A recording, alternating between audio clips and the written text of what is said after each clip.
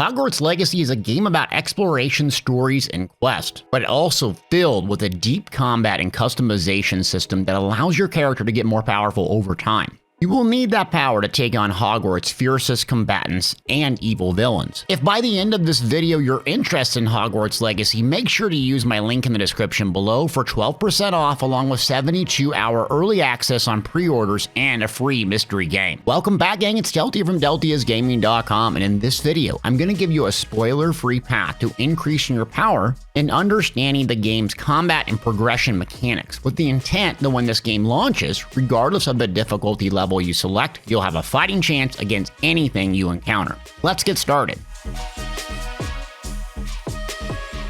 The basics of any witch or wizard is, how do you learn new spells? Just like in the movies Harry Potter, it's through a variety of classes. Here are all the classes that have been shown so far: potions, herbology, charms, defense against the dark arts, magical theory, astronomy, transfiguration, history of magic, beast, flying, and divination. Now, some of these seem unimportant in comparison to my favorite defense against the dark arts, but not so fast. Take beast, for example. During this class, you're going to learn how to interact with magical creatures. This is an extremely vital component of progression. Why? Because this system of taming beasts in the open world while exploring outside of Hogwarts will tie into the Room of Requirement system, which allows you to harvest and farm materials from various beasts. That material can be used to upgrade gear and armor with massive set bonuses. So don't sleep on a beast class in the Room of Requirement. These are vital to squeezing every ounce of power out of your character. Next up is broomstick flying or flying. It's simple as it sounds. Player will have the ability to fly. Now, there's no standalone Quidditch in the game, but you'll also have mounts you can ride, like the Threstle from the pre-order bonus. Broomsticks have been confirmed to have upgrades. The speed and the height are likely to be relatively important in the main or side quests, so it's another form of progression that might seem insignificant, but far from it. Herbology and potions are also important in making consumables to be used in combat. Herbology, you're going to learn to grow plants, which directly links back to your own customizable Room of Requirement. Similarly to how beast taming works, you'll want to expand and focus your system on the most rare plants in order to create the most powerful potions. And that's why taking the potions class is so vital. We've seen all sorts of different consumables like stone skin making you more defensible and a focus potion reducing cooldowns of spells. Moreover, you can use plants on the battlefield like Venomous, Tentacula, I'm sure I screwed that up, which acts as sort of a turret for you, doing damage, causing distraction while you're on the battlefield. And as you can see, the combinations of learning spells, but also the ancillary classes, are going to be equally as important because there are so many forms of progressions and systems that ultimately lead to improving your character's power and performance. But wait, there's more. The traditional leveling up via experience system is in the game with a Wizarding World twist. Let me explain. The Wizard's Field Guide is your primary mechanism for leveling up via experience points earned. It was created for students such as Hogwarts Legacy protagonists to help them with their studies and catch up their classmates if they fall behind. Remember, in the game, you're going to be a late 5th year who is trying to catch up, and this will be your primary method for doing so. The Wizard Field Guide is a magical book that fills itself with new pages as the student learns new spells, potions, and various magical knowledge. It's also a method to discover Hogwarts Legacy lore. There are hundreds of pages players can find both in and outside the Hogwarts castle and or learning new spells. Players can use it to learn about the school and gear, collections, talents, and challenges. All will advance the main character and provide them with experience in new levels. The way you earn this is through different types of challenges: quest, combat, exploration, and collecting the field guide pages. So why is this all important? Because if you want to improve your character's level and also your power, you're going to need to explore everything.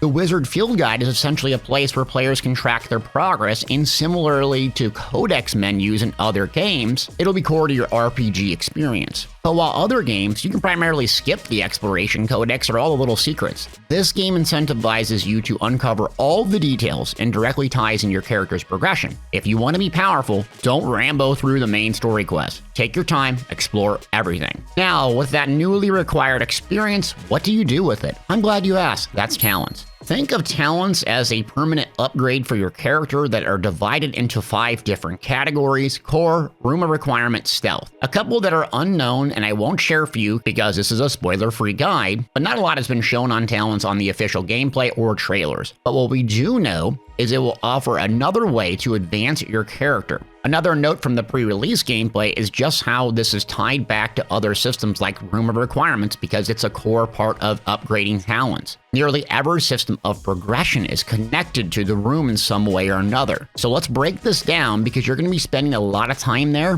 and this is core to getting really powerful. For those that don't know, a major part of Harry Potter books and movies was the Room of Requirement, a room on the 7th floor of Hogwarts Castle that appeared when someone was in very great need of it, and contained whatever that individual needed at the time. This system in Hogwarts Legacy seems to be more than just a big room, a vast expansive area where all the game systems wrap into one. As mentioned before, both potion making and herbology are done to some extent in your Room of Requirement. We see planting pots and potion stations which can be modified visually, and we assume upgrades as you progress through the story. You can start to see how this system would unfold. Learn the information in the classes, find the material in the open world or through quests, return to the Room of Requirement, and craft. If you skipped ahead, you're going to have two sorts of consumables that you can use on the battlefield, potions and also plants, maybe even more, but for an extra leg up in combat, you're going to need to take advantage of both of these progression tracks. Now we get to gear and upgrading equipment. First, you'll find gear throughout the game that needs to be identified. This type of gear may have powerful traits, but cannot be unlocked until you discover it via the identification station. This object is one of the first things your character will conjure and will be useful throughout your gameplay. The loom will be the instrument for upgrading your gear, and it looks very similar to other RPG tropes. Green, blue, purple, and orange qualities for various different power levels.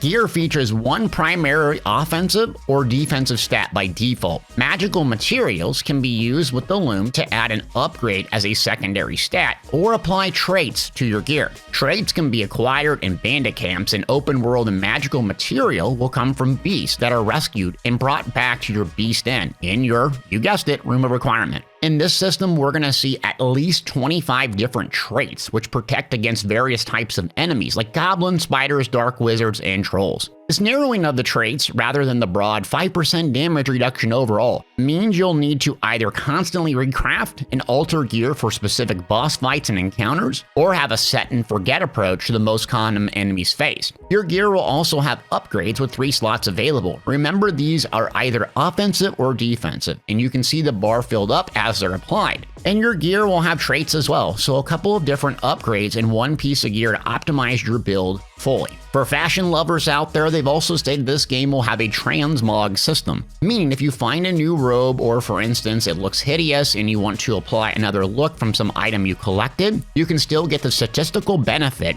as offensive and defensive properties, but you actually look the way you want to. Yay for fashion! Wrapping up this massive system is beast taming. The TLDR here is this: you learn how to tame beast in class. You go out in the open world and tame them. Return the beast to your Room of Requirement and care for the magical creature. In return, you'll get much needed material for upgrading your gear on the loom. Eventually, you can automate some of this process, but early on playing, expect to care for these magical creatures to get those mats.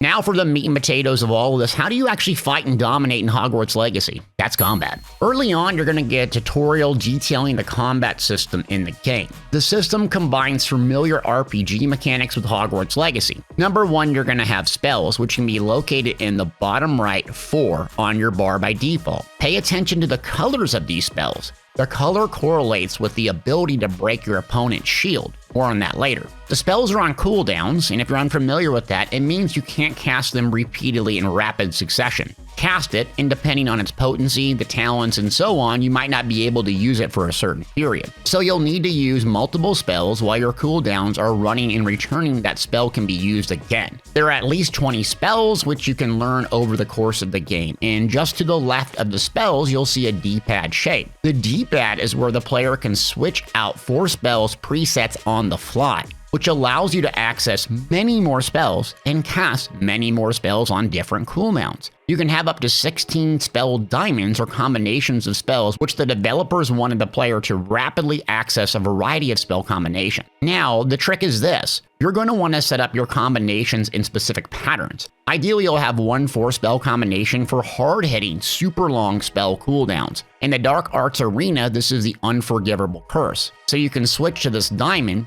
get off your big nukes, and then switch back to quicker cooldown tree to use more frequently. Moreover, you're going to want 1 diamond that can break different spells, because your opponents Some of them, at least, can use magic just like you can and protect themselves from incoming damage. Meaning one loadout you'll have 4 different colors, offensive spells to counter whatever shield they throw up. The HUD and user interface also has other important details of information. The bottom left potion, this is your potion/consumables, which we've gone over. Since this is a single player game, accessing this menu, L1 on the PSN, actually stops time. It's a way you can cheese or calm down and take in all sorts of information before making a selection on the wheel. Moreover, you can use this combination of potions and plants to aid you in combat with devastating results. On the bottom right of the HUD, you'll see a blue flame icon that fills up when doing combinations. This is your ancient magic skill and is core to the story. No spoilers here, but that's your big nuke you're going to want to save as your finisher or oh crap button when you're getting overwhelmed.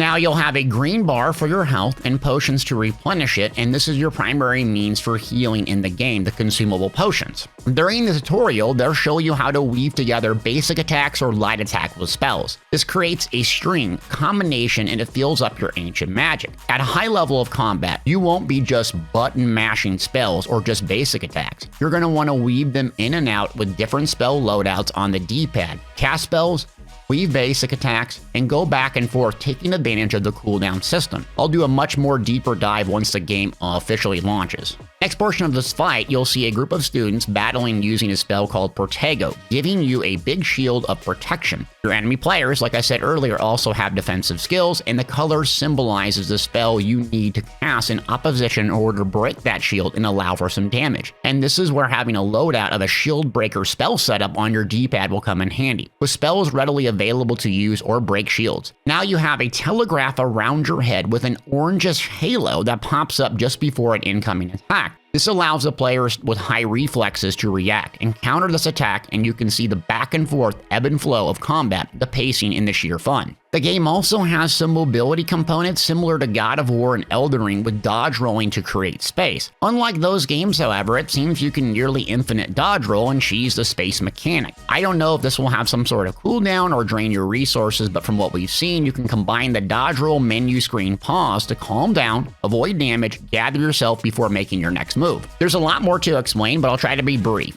A lot of the footage you've seen here is in the Dark Arts arena, part of the pre-order bonus. In this arena, you can use the Unforgivable Curse, Avada Kedavra, or other dark magic. We don't know if this extends out to the rest of the game, or at least I won't share that. Moreover, the skill is an instant kill with a very long cooldown. There are other arenas in the game with the means to practice combat and acquire powerful rewards just like any RPG. But I imagine where most players will need to tie in all of these systems is the main story in the open world. Both are said to be vast and expansive, and we know there's all sorts of wizarding creatures just waiting to be destroyed. In order to do that, you're going to need to get powerful. Without any spoilers, you should now have a good understanding of what to focus on and how to do it. Work on unlocking spells via the classes, along with potions and planting. Start upgrading and working on your rumor requirement in order to identify gear. Use the loom to craft new gear. Explore the open world and tame powerful beasts in order to care for them and extract materials needed for upgrading your gear. Combine both potions and plants in the battlefield for max effectiveness. Set up your spell bars and presets so you can break shields, have abilities to protect yourself, and nuke down tough enemies with really long cooldowns. And don't be afraid to open up that menu, take a deep breath, and do some dodge rolls to avoid damage. Well, if you're convinced about Hogwarts Legacy, make sure to check the link in the description below, where I have affiliate code and you can buy the game right now on pre-order and save 12% off, along with 72-hour early access and help support me as a content creator. I hope you got something out of this video. I'll be doing a much deeper dive when the game officially launches globally on February 10th. Until then, come check out my website, Deltiasgaming.com, where we have a comprehensive list of guides and videos for Hogwarts Legacy, and I will be expanding on them in the future, along with stopping by my Twitch channel, twitch.tv/Deltiasgaming, where my mom claims I'm the best streamer alive. Thanks for watching.